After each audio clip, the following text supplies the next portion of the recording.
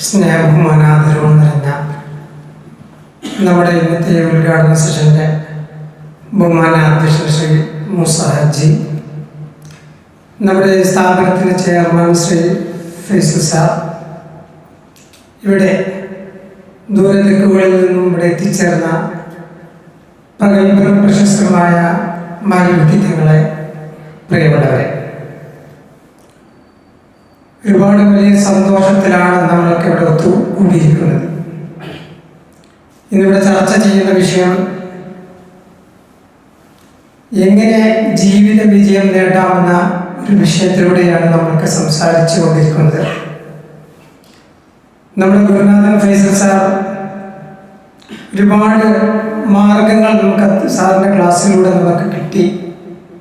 അതിലുപരി ഇവിടെ പ്രസംഗിച്ച ഓരോരുത്തരുടെയും ചിന്തോദ്ദീപകമായ വാക്കുകളാണ് എങ്ങനെ നമുക്ക് വിജയത്തിലേക്ക് എത്തപ്പെടാൻ സാധിക്കുമെന്നുള്ളത്. ഇനി ഞാൻ ആ വിഷയത്തിലൂടെ സംസാരിക്കണമെന്ന് ഞാൻ ഉദ്ദേശിക്കുന്നില്ല. ഞാൻ ഈ സ്ഥാപനത്തിൽ വന്നപ്പോൾ ഇതിൻ്റെ താഴത്തെ നിലയിൽ 2-3 ക്ലാസ്സിലേക്ക് പങ്കെടുക്കാൻ സാധിച്ചു. അപ്പോൾ ഒരു ഇടുങ്ങിയ രൂപത്തിലായിരുന്നു. അന്ന് തന്നെ ഞാൻ സാറിനോട് സംസാരിച്ചിരുന്നതിൻ്റെ മുകൾ ഭാഗത്തു കൂടി എടുത്ത് കഴിഞ്ഞാൽ ഒരുപാട് സൗകര്യം ഉണ്ടാവുന്നു. ഏതായാലും സാറിൻ്റെ നല്ല മനസ്സും നല്ല ചിന്തയുമാണ് ഇത്തരം ഒരു മനോഹരമായിക്കൊണ്ട് നമുക്കിവിടെ ഇരിക്കാനും ആസ്വദിക്കാനും നമുക്ക് കഴിഞ്ഞത്. ഇതിൻ്റെയൊക്കെ ക്രെഡിറ്റ് വിദ്യാർത്ഥികളായ നമ്മുടെയൊക്കെ ഇടപെടലുകൾ കൊണ്ട് മാത്രമാണ്. സാറിനെ കുറിച്ച് പറയുമ്പോൾ ഞാനിവിടെ ഒരുപാട് തിരക്കുകൾ മാറ്റി വെച്ചുകൊണ്ടാണ് ഇങ്ങോട്ട് വന്നത്. സാറിൻ്റെ നല്ല നല്ല മോട്ടിവേഷൻ ക്ലാസ് കിട്ടുക എന്നുള്ളത് നമുക്ക് ഒരുപാട് ജീവിതത്തിൽ മാറ്റങ്ങൾ കൊണ്ടുവരാൻ സാധിക്കും. ഞാൻ സാറിൻ്റെ ഗ്രൂപ്പിൽ മെസ്സേജ് ചെയ്തിട്ടിരുന്നു, സാറിൻ്റെ നല്ലൊരു മോട്ടിവേഷൻ ക്ലാസ് വേണം. അപ്പോൾ സാറിൻ്റെ ആ വലിയ മനസ്സിനെ ഞാൻ ലഭിക്കുകയാണ്. സാർ പറയുന്നത് എന്താണ്, നിങ്ങളുടെ ക്ലാസ് കേൾക്കുവാനാണ് ഞാൻ വരുന്നത് എന്നുള്ളതാണ്. അപ്പം അത്രയും നമുക്ക് വേണ്ടി നമ്മുടെ ഉയരങ്ങളിലേക്ക് നമ്മുടെ വിജയങ്ങൾ ആഗ്രഹിക്കുന്നതിന് വേണ്ടി നമുക്കറിയാം, ഇത്രയും ഒരു റോഡിൻ്റെ വക്കത്ത് നമ്മളെ പോലത്തെ സാധാരണക്കാർ ചിന്തിക്കുന്നത് വരുമാന മാർഗം എങ്ങനെ ഉണ്ടാക്കിയെടുക്കാനുള്ള ഇതാണ്. പക്ഷേ നമ്മുടെ സാർ മറിച്ചാണ് ചിന്തിച്ചത്. ഈ സമൂഹത്തിലുള്ള നമ്മളൊക്കെ വളരണം, നമ്മൾക്ക് വിജയിച്ചു കൊണ്ടിരിക്കണം എന്നുള്ളൊരു നല്ലൊരു ചിന്തയാണ് സാറിൽ ഉദിച്ചു വന്നത്. ഇവിടെ ഞാൻ ഇരുന്നപ്പോൾ ഓരോ വാക്കുകളും ഇങ്ങനെ വായിച്ചുകൊണ്ടിരിക്കുകയാണ്. പറയുന്നത് പ്രവർത്തിക്കുക, പ്രവർത്തിക്കാനാവുന്നത് പറയുക. ഇവിടെ നമ്മൾ ഓരോരുത്തരും ചിന്തിക്കേണ്ടത്,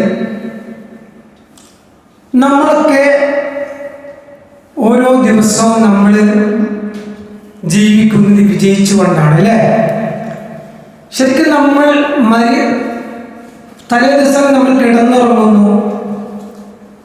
ഉറക്കം എന്ന് പറഞ്ഞാൽ ചെറിയൊരു മരണമാണ്, അല്ലേ? നമ്മൾ വിജയിച്ചുകൊണ്ടാണ് രാവിലെ നമ്മൾ അൽഹംദുലില്ലാഹി അയാനി ബാദമാമാതനി വൈലൈഹി നുശൂർ എന്ന നല്ലൊരു ദിക്റും മറ്റുള്ളവരുടെ അതിനനുസരിച്ചുള്ള പ്രാർത്ഥനയൊക്കെ ചൊല്ലിക്കൊണ്ടാണ് നമ്മൾ എഴുന്നേൽക്കുന്നത്, അല്ലേ? പക്ഷെ എന്തുകൊണ്ട് നമ്മൾ വിജയിക്കുന്നില്ല? നമുക്കൊക്കെ നെഗറ്റീവ് ചിന്തകളാണ് നമ്മളിലൂടെയൊക്കെ കടന്നുകൊണ്ടിരിക്കുന്നത്. സത്യാവസ്ഥയിൽ നമ്മൾ അംഗീകരിക്കുന്നില്ല, നമ്മൾ സമ്മതിക്കുന്നില്ല.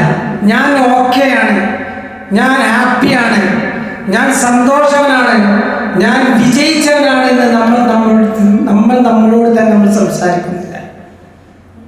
ഇപ്പൊ നമ്മൾ ഇത്രയും നല്ല നല്ല വാക്കുകൾ, നമ്മുടെ സാറിൻ്റെ വാക്കുകളും ഓരോരുത്തരുടെയും വാക്കുകൾ ഇത്ര നല്ല ചിന്തോദ്ദീപകമാകും. ഈ വാതിൽ തുറന്നു കഴിഞ്ഞാൽ വാക്കുകളൊക്കെ മറന്നുപോയി, അല്ലേ? ഇതല്ലേ നമ്മുടെ അവസ്ഥ? ആദ്യമായിട്ട് നമ്മൾ ചെയ്യേണ്ടത് എന്താണ്? നമ്മൾ അംഗീകരിക്കുക. ഒരു മനുഷ്യൻ ഒരു ദിവസത്തിൽ 1 മണിക്കൂർ ചിന്തിച്ചു കഴിഞ്ഞാൽ 1 വർഷം ചെയ്യുന്ന അമലുകളേക്കാൾ പ്രധാനമാണ്. നമ്മളത് ചിന്തിക്കണം. പക്ഷെ നമുക്കതിനൊന്നും സമയത്തില്ല. ഇപ്പോൾ നമുക്കറിയാം, സോഷ്യൽ മീഡിയയിലൊക്കെ പബ്ലിസിറ്റി കിട്ടുന്ന നമ്മുടെ ബേബി ചോപ്പിൻ്റെ ഒരു ബോച്ച, അല്ലേ? അദ്ദേഹം ഇന്ന് വയനാട് ഏക്കറക്കണക്കിന് തോട്ടത്തിൽ കൃഷി ചെയ്തുകൊണ്ട് വിജയിച്ചുകൊണ്ടിരിക്കുകയാണ്. അപ്പം അദ്ദേഹം ചെയ്ത ടെക്നിക്ക് ബോച്ചട്ടി എന്ന് പറഞ്ഞൊരു 40 രൂപയുടെ ചായപ്പൊടി വാങ്ങിയ നമ്മൾ ആ വിജയം കാണിക്കാൻ കാത്തുത്തിരിക്കണം. എൻ്റെ സുഹൃത്ത് ഞാൻ ഒരുപാട് പാക്കറ്റ് വാങ്ങി, ഒന്നും എനിക്ക് കിട്ടിയില്ല.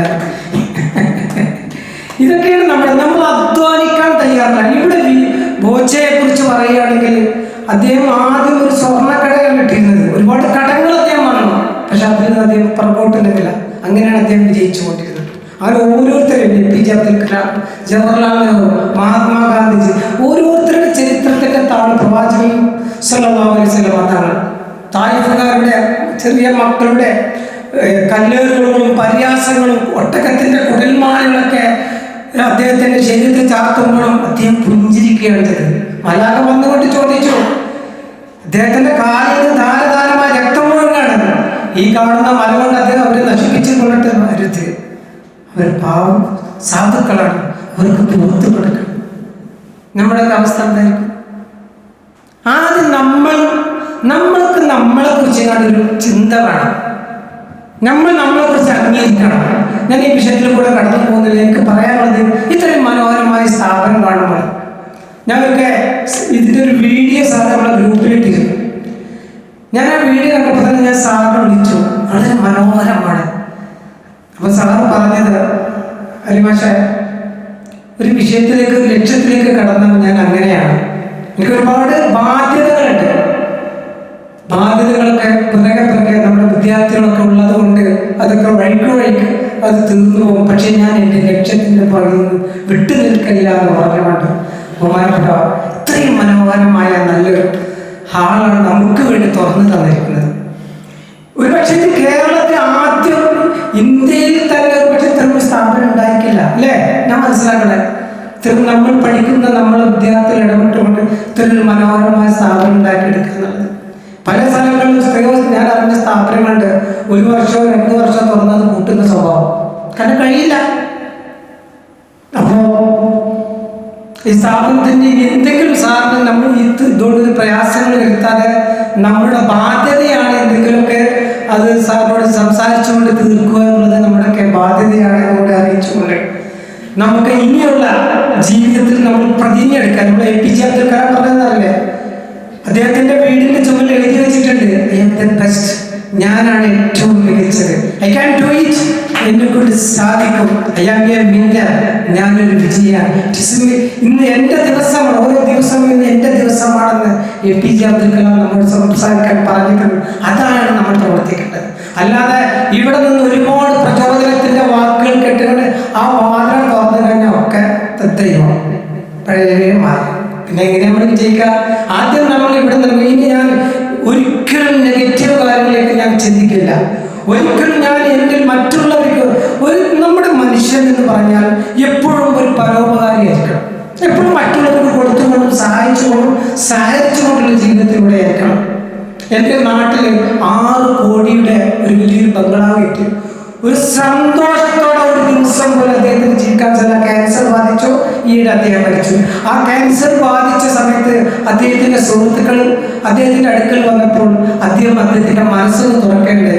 ഒരു നാട്ടുകാർക്ക് ഒന്നിനും ഒരു സംഭാവന വന്നുകൊണ്ട് ചോദിച്ചാൽ അദ്ദേഹം കൊടുക്കാൻ തയ്യാറില്ല. അദ്ദേഹം അവസാനമായി മരിക്കുന്നതിന് തൊട്ട് മുമ്പ് പറയണേ, ഹബീബ് പ്രിയ സുഹൃത്തെ, പണം ഒന്നുമല്ല, നമ്മുടെ കയ്യിലുള്ള പണം ഒന്നുമല്ല, ഒരു മനുഷ്യൻ പോലെ എന്ന് അന്വേഷിക്കുന്നില്ല. അത് പറഞ്ഞ 2 ദിവസത്തിന് ശേഷം അദ്ദേഹം മരിച്ചു. അതുപോലെ തന്നെ ഒരു പ്രവാസി, ഞാൻ അദ്ദേഹത്തെ കാണാനിടയായി. എന്തൊക്കെയാണ് വീട്ടിൽ വിശേഷങ്ങളെന്ന് ചോദിച്ചപ്പോൾ അദ്ദേഹം എന്നെ കണ്ടപ്പോൾ കരഞ്ഞുകൊണ്ടിരിക്കുകയാണ്. 40 വർഷത്തോളം പ്രവാസ ലോകത്ത് ജീവിച്ച് സ്വന്തം കുടുംബത്തെ മൊത്തം നോക്കി, സ്വന്തം മക്കളെ വലിയ ടീച്ചർമാരും വലിയ ഡോക്ടറേറ്റ് വിഭാഗത്തിലേക്ക് ചേർത്തു, കുടുംബത്തെ സന്തോഷത്തോടെ ജീവിച്ചു, എല്ലാവർക്കും പരമാവധി സഹായിച്ചു. അവസാനം ഈ സാധു മനുഷ്യൻ ഒന്നും കഴിയാതെ അശക്തനായിക്കൊണ്ട് വീട്ടിൽ വന്നപ്പോൾ അദ്ദേഹത്തെ സ്വന്തം ഭാര്യയും കുടുംബവും അദ്ദേഹത്തെ അംഗീകരിക്കുന്നില്ല.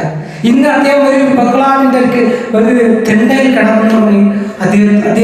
അദ്ദേഹം എന്നോട് സംസാരിക്കുമ്പോൾ കണ്ണുകളിൽ നിന്ന് കണ്ണീർ ധാരിധാരമായി അദ്ദേഹത്തിൻ്റെ സംസാരം കേട്ടപ്പോൾ ഞാൻ കരയുന്നു. അപ്പോൾ നമ്മൾ നമുക്ക് വേണ്ടി ജീവിക്കണം. എങ്ങനെ നമ്മൾ വളരുക, നമുക്ക് വളർത്താനും നല്ലൊരു വിജയമായിട്ട് നമുക്ക് ജീവിക്കാൻ സാധിക്കാമെന്ന് പറഞ്ഞുകൊണ്ട് എല്ലാവർക്കും എല്ലാവിധ മംഗളങ്ങളും നേർന്നുകൊണ്ട് പ്രത്യേകിച്ച് നമ്മുടെ ബഹുമാനപ്പെട്ട ഫേസൽ സാറിന് സല്യൂട്ട് വരെ കൊടുത്തുകൊണ്ട് താങ്ക് യു, നന്ദി.